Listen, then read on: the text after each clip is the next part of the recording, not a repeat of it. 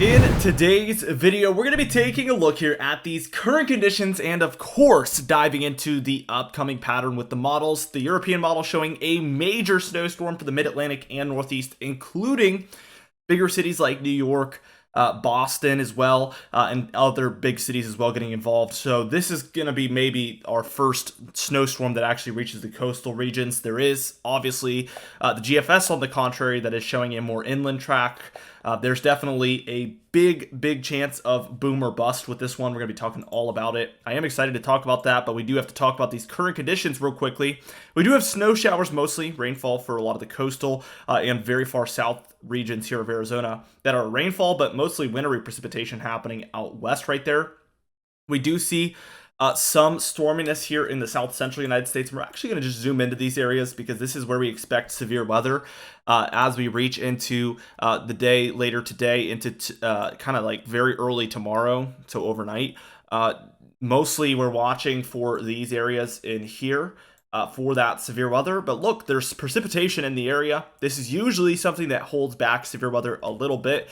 So we're going to be watching very closely for that. We do have a moderate risk at this point for western Oklahoma. So we are going to be watching for high chances of severe weather later on.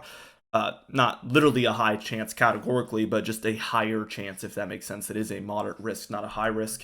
Now we do want to move eastward where we're going to be seeing thunderstorms overnight into tomorrow. And there's also precipitation in the area already. Again, this is not allowing as much sunlight or heat or humidity to take place. And this is definitely something that holds back that risk a little bit, which is excellent news, obviously, for these areas. Doesn't mean that it's not going to be bad. It's just looking better.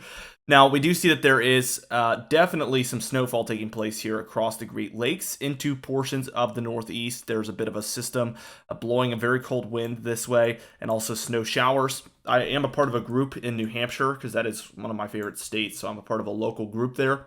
And there actually is some unexpected accumulations taking place there in New Hampshire. I'm not sure about other states surrounding that area, but here in New Hampshire, there is some accumulation taking place. What a beautiful state. If you haven't been, definitely recommend taking a trip if you love the outdoors. Beautiful place. You might even get lucky enough to see a moose if you go up in the White Mountains. Every single time we've gone, we've seen a moose, and apparently it's not that common. So I think we've gotten lucky. Anyway, now we're going to go ahead and move on, and we're going to talk about the upcoming weather because there is a whole lot to go over, again, including a couple of snowfall threats and even more severe weather, not just today, but also moving forward. Some of these storms might include some pretty major severe weather as well. Definitely needs to be talked about. We'll just get into that in just a second. Now, as we take a look here at the upcoming weather, I just want to work our way towards this evening. And even by the time we're reaching 8 p.m. Eastern time, we can see that there is some severe weather probably starting up here for very far western Kansas, Oklahoma, and the panhandle there of Texas. Still, we haven't even reached these moderate risk areas with the thunderstorms by the time we're taking a look at pretty late this evening. And by the time we take a look at just a few hours later, this will be perhaps maybe 12 a.m., 11 p.m., depending on where you're at. This is when those storms are going to be really firing up tonight for areas in western Oklahoma, especially there. Definitely a very interesting scenario there. A lot of snowfall showers still happening. We do have this low pressure overhead. Also to the east, we have this low here as well, and there's just plenty of snowfall happening in between. Now, let's just keep going with this, and as we can see, this major low becomes what will potentially be a eastern snowstorm. As we see this low pressure trying to transfer over, this has been that one we're talking about, this one being the one that I'm underlying, the secondary low. At this point, we see that all that energy begins to transfer, and now that one's the lowest pressure by the time we're taking a look at about 5 a.m. on Tuesday, the final day there of February on the 28th. And we can see that there is snowfall happening now for New York City, areas in Connecticut, Rhode Island as well. This is going to be one of the first snowstorms for these coastal areas. And that low that is overhead, now the secondary low, it was the primary low. All this low pressure, we can see another one up here, is creating some snowfall here for a lot of New England at this point.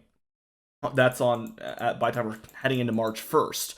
Now, what we're kind of seeing later on is a trough in the west, big ridge in the east, a lot of what we've been dealing with, and this is just causing some storms to fire up here in the eastern United States at this point. As we just continue that on, we see a pretty major storm developing underneath here as some colder air is moving in to the east, and we see this low developing here. A little bit of a cold front, but definitely a warm front there. And this one wants to be a southern slider. This is as we're heading into Friday. Look at that. Friday the 3rd there, and we're seeing areas like Philadelphia potentially seeing heavy snowfall in New York City there, DC, Baltimore there, not Boston yet, but we're seeing Providence up there seeing some of this. And look, this is going to be the second pretty far eastern snowstorm we've seen on the model run. I just want to see, we're going to zoom into the mid-Atlantic here, or we'll just zoom into the northeast. Can we see some of these areas on the, yeah, perfect. Okay, let's get the snowfall on screen here. And after that, the 2 storms are said and done. Look at what we're left with, guys. Multiple feet in here. We see 10 inches, 20 inches in here. We even see up to 2 feet here for a lot of areas in southern Pennsylvania, south central Pennsylvania, that is. So this is definitely looking a little bit promising here. Now, this is only the European model, and the GFS model does not show this at this point. Certainly not a sure thing. I did get some comments yesterday saying our local weather isn't showing this, so either they're lying or you're lying. I'm definitely not lying. You can go find the European model yourself and see that that is what this model is showing at this point. But definitely how my channel works is I'm going to show you every possibility. If there's a 5% chance of it happening, I'm going to show you that. I'm going to make it clear that it's a 5% chance, but I'm going to show you the chances. That is probably not how your local station works. They're probably not going to show you anything until it's almost a sure thing. That's how they roll. So they're probably avoiding showing this, is generally how they work.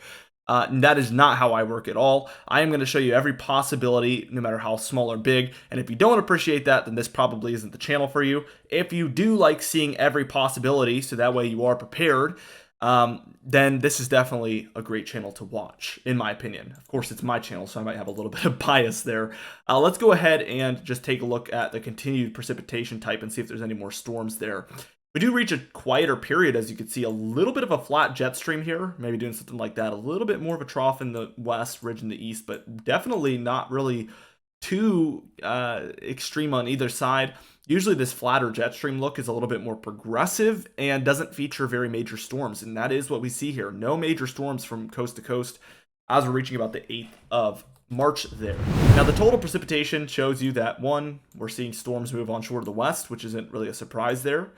We're seeing a couple storms rise up through the upper Midwest, but definitely these southern sliders moving through like this is going to lead towards a pretty extreme amount of precipitation through these areas. So that is the expectation at this point. As we move into the snowfall, we can see that there's still a lot expected out west, but now we're taking a look at a possibility for the Northeast, Mid-Atlantic, and even the Ohio Valley to see some snowfall here, more than they've seen all winter, especially south of this line.